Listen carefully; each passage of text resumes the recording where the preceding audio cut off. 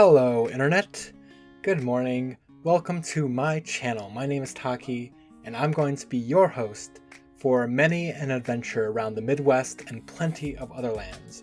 Right now, you're seeing me enjoying a beautiful bike ride along the Scioto River in Columbus. Columbus, what a name. I, along with many others who live here, do not feel like it's the appropriate name for any city, especially one that we call home. That being said, it is the convenient way to address what these lands are, even though obviously they were taken from indigenous peoples. Anyway, back to my bike ride. This bike ride is really beautiful, and there's a lot of other great and beautiful parts of Columbus that I want to show you in this channel, and there's going to be a lot of cool other things that I'm going to talk about because obviously every human being is a multi-dimensional being. Actually, let me show you my face. Hey, this is me.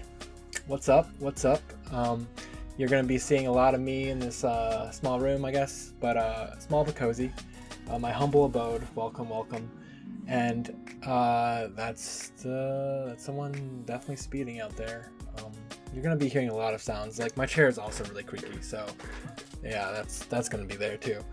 But hey, cool mic. It's a good mic, that's why it's picking up all the sounds, right?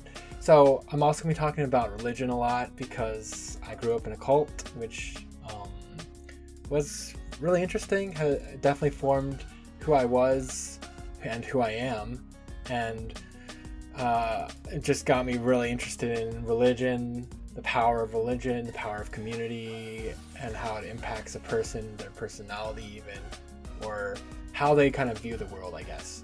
I'm going to be talking about sports a little bit. I'm really into volleyball and ultimate frisbee. I'm going to be talking about storytelling. I'm a writer. And this video in particular, I want to talk about the Midwest in general, my relationship with the Midwest. I grew up here. I was born here in Columbus. And I actually lived here all the way through high school, except for maybe a year or two where I actually had the chance to live in Japan as a tiny baby. My father's Japanese, and we lived with his family over there. But I moved away from Columbus when I went to college, or actually before college, I did a gap year where I did a discipleship kind of leadership program with the church or the cult that I grew up in.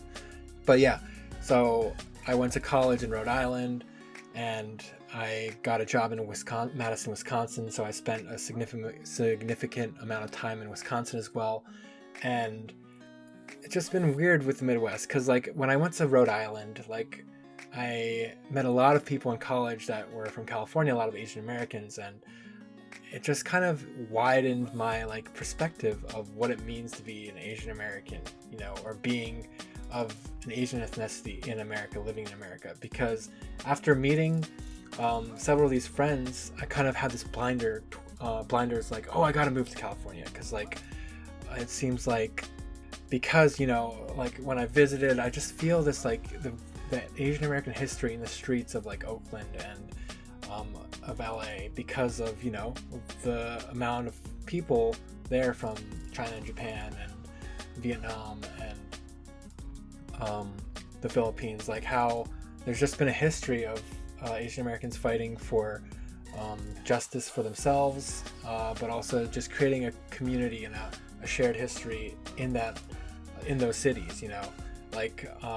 I saw faces that looked just like my dad's and my Oba-chan and Oji-chan, that created a sense of familiarity for me that I never really felt in Ohio in the Midwest. And it also differs from the feelings that I experienced when I would walk through the streets of my dad's hometown in Japan, because that is Japan, that's not America.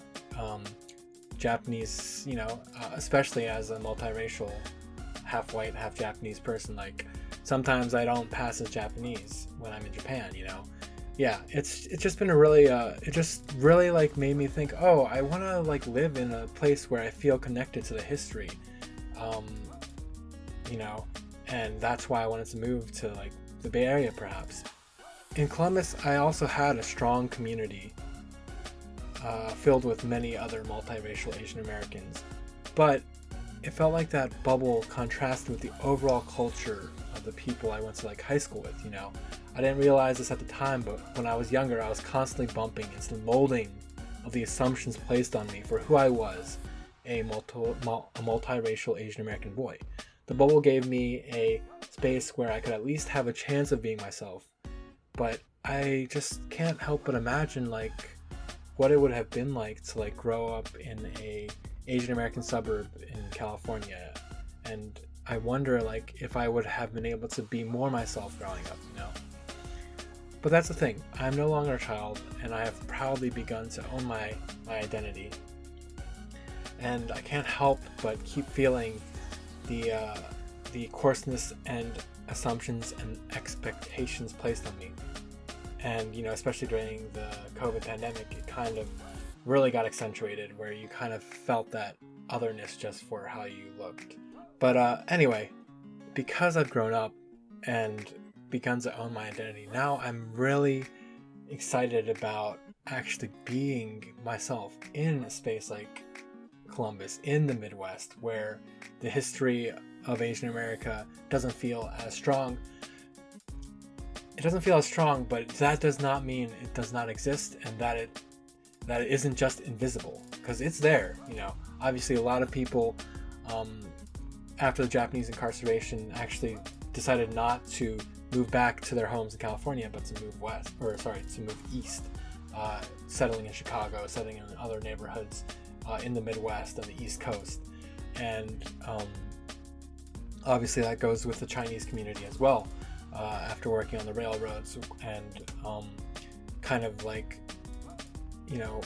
being spread out all over the country. They've also settled down all over the country, and not just in California, obviously. Why else would I be here? So I'm actually more excited now about lifting up this community, lifting up the voices of the Asian American community in the Midwest, because if everybody who's excited about their identity as an Asian American moves to California, what's going to happen to the Asian American community in Columbus, in Chicago, in Iowa, Des Moines, in the Twin Cities, in the small towns across the Midwest? Yeah, so here I am. This is me. You're going to be hearing a lot more about me and some of the crazy things about my life from the past that are happening currently, and I'm really excited to share it with all of you. So if you are interested, if you are excited to really uplift the voices of the Asian American community in the Midwest, please hit that like button, please subscribe, and I look forward to seeing you in a future video. See you later.